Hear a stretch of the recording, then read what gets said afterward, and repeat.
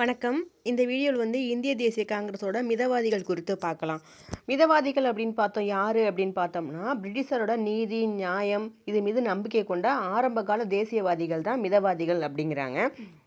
இவங்களோட காலம் 1885 டு 1905. இவங்க மெத்தட் என்னன்னு பார்த்தோம்னா ட்ரிபிள் பிம்பாங்க. Prayer, petition, protest. மனு கொடுக்குதல், மன்றாடுதல், இறைஞ்சுதல், வழிபாடு இது மூலமாக தான் இவங்க கோரிக்கைகளை வென்றெடுத்திருக்காங்க.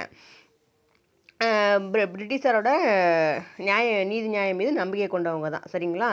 இவங்களோட சாதனைகள் அப்படின்னு பார்த்தோம்னா 1892 இந்திய கவுன்சில் சட்டம் இயற்றப்பட்டிருக்கு. இதில் என்ன பண்ணியிருக்காங்கன்னா, அதிகாரிகள் அல்லாதோட எண்ணிக்கை அதிகமாக்கியிருக்காங்க. அதுக்கப்புறம் சட்டமன்ற கவுன்சிலோட விரிவாக்கமும் நடைபெற்றிருக்கு இந்த சட்டத்தில். ஜனநாயகம், சுதந்திரம், சமத்துவம் இந்த கொள்கைகளை மக்கள்கிட்ட பிரபலப்படுத்துகிறவங்க தான் இந்த மிதவாதிகள் அப்படிங்கிறாங்க. தொடக்க கால மிதவாதிகள்னு பார்த்தோம்னா தாதாபாய் நவ்ரோஜியை பார்க்கலாம். இந்தியாவின் முதுபெரும் மனிதர், கிராண்ட் ஓல்டு மேன் அப்படின்னு சொல்லுவாங்க தாதாபாய் நவ்ரோஜியை. இவர் இந்திய சங்கம், கிழக்கிந்திய கழகம்னு 2 அமைப்புகளை லண்டன் நிறுவியிருக்காங்க. இயர் பார்த்துக்கங்க. 1865 இந்திய சங்கம், 1866 கிழக்கிந்திய கழகம். சரிங்களா?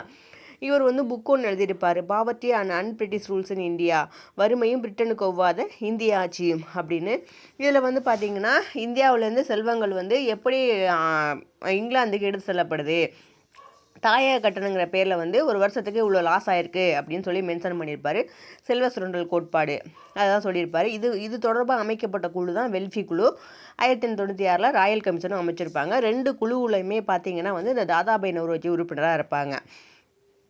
செல்வ சுரண்டல் கோட்பாடு கொடுத்து இது ஆய்வு பண்ண அமைக்கப்பட்ட குழு தான் வெல்ஃபி குழு. இது நிறையா டைம் கொஸ்டினில் கேட்டிருக்காங்க டிஎன்பிசியில். சரிங்களா? இவர் 1886, 1893, 1906களில் காங்கிரஸோட தலைவராக இருந்திருக்காரு. 1851 ரக்னுமை மத்தியஸ்தன் சபா அப்படின்னு சொல்லி பார்சி சீர்திருத்த இயக்கம், ஏன்னா இவர் ஒரு பார்சி சமூகத்தை சேர்ந்தவர், அது நிறுவியிருப்பார். பிரிட்டிஷ் நாடாளுமன்றத்தோட முதல் இந்திய உறுப்பினராக இருந்திருப்பார். பிரிட்டனுக்கான அதிகாரப்பூர்வமற்ற தூதராகவே செயல்படுவார். சரிங்களா? இது ஆல்ரெடி நிறையா டைம் கொஸ்டின் கேட்டிருக்காங்க. பத்திரிகைகள் பார்த்தோம்னா வாய்ஸ் ஆஃப் இந்தியா, இந்தியாவின் குரல், ராஜ்கோப்தர், உண்மை விளம்பி அப்படிம்பாங்க. இது 2மே தாதாபாய் நவ்ரோஜியோட தான். இவ்வளோதான் தாதாபாய் நவ்ரோஜி. பார்த்துக்கோங்க, அவரோட பத்திரிகைகள் பார்த்துக்கோங்க. பிரிட்டனுக்கான அதிகாரப்பூர்வமற்ற இந்திய தூதராக செயல்பட்டிருப்பார். அதே மாதிரி இங்கே பார்த்தோம்னா பிரிட்டிஷ் நாடாளுமன்றத்தோட முதல் இந்திய உறுப்பினராக இருந்திருப்பார். அவரோட வெல்ஃபி குழு பார்த்துக்கணும். இவரோட புக்கு பார்த்துக்கங்க. இந்திய சங்கம், கிழக்கு இந்திய கழகம் இது 2 நிறுவியிருப்பார். அடுத்து கோபாலகிருஷ்ண கோகலே. இவர் காந்தியோட அரசியல் குரு. சரிங்களா? பிறப்புன்னு பார்த்தோம்னா 1866 மகாராஷ்டிராவில் பிறந்திருப்பார். 1899 1902 பம்பாய் சட்டமன்ற கவுன்சிலோட உறுப்பினராக இருந்திருப்பார். 1902 1915 வரைக்கும் இம்பீரியல் சட்டமன்றத்தில் பணியாற்றியிருப்பார். மிண்டோமாரி சீர்திருத்தம் வரும்போது 1909 அதை வடிவமைப்பதில் இவர் முக்கிய பங்கு வகிச்சிருப்பார். கோபாலகிருஷ்ண கோகலே இவர் தான் மிதவாதிகளோட ஒட்டுமொத்த தலைவராக அறியப்படுறது கோபாலகிருஷ்ண கோகலே. தீவிரவாதிகளுக்கு திலகரை சொல்லுவோம். 1905 இந்திய தேசிய காங்கிரஸோட தலைவராக இருந்திருப்பார். அப்போ தான் சுதேசி பிரகடனம் பண்ணியிருப்பாங்க. காந்தியோட அரசியல் குருன்னு ஏற்கனவே பார்த்தோம். காந்தி இவரை பற்றின எழுத நூல் தான் தர்மாத்மா கோகலே அப்படிங்கிற புக்கு. 1905 சர்வன்ஸ் ஆஃப் இந்தியன் சொசைட்டின்னு ஒரு அமைப்பு, இந்திய பணியாளர் சங்கம்னு அதை நிறுவியிருப்பார். இது நிறையா டைம் கொஸ்டின் கேட்டிருக்காங்க. இந்த சர்வன்ஸ் ஆஃப் இந்தியன் சொசைட்டி யார் நிறுவனது அப்படின்னு. இது பார்த்திங்கன்னா இந்தியர்களுக்கு நாட்டு நலப்பணியில் பயிற்சி வழங்குறதுக்காக இந்த அமைப்பு ஏற்படுத்தியிருப்பாங்க. 1908 ராணடே பொருளாதார கழகம்னு ஒரு அமைப்பையுமே கோபாலகிருஷ்ண கோகலே ஏற்படுத்தியிருப்பார்.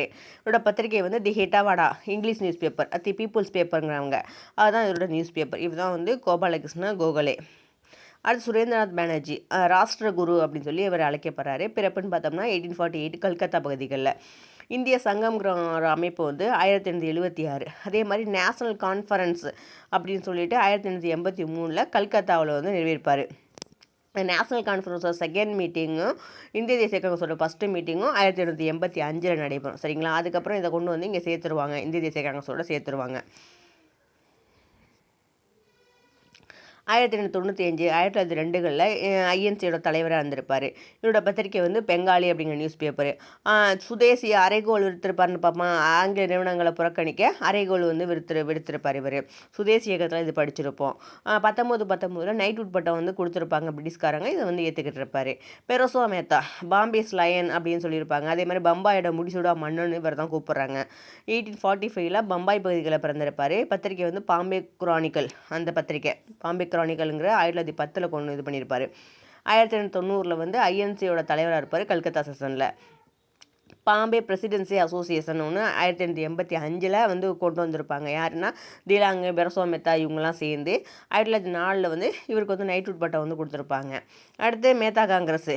மிதவாதிகள் வந்து 1907 சூரத் பிளவில் வந்து மிதவாதிகளுக்கும் தீவிரவாதிகளுக்கும் வந்து கருத்து வேறுபாடு ஏற்படும். அதனால் வந்து தீவிரவாதிகள் என்ன பண்ணிடுவாங்க, காங்கிரஸ் அப்படி வெளியிடுவாங்க. அந்த தீவிரவாதிகள் இல்லாத காங்கிரஸை வந்து மேத்தா காங்கிரஸ் அப்படின்னு சொல்லி அழைப்பாங்க. இவ்வளோ தான் காங்கிரஸோட மிதவாதிகள். Thank you.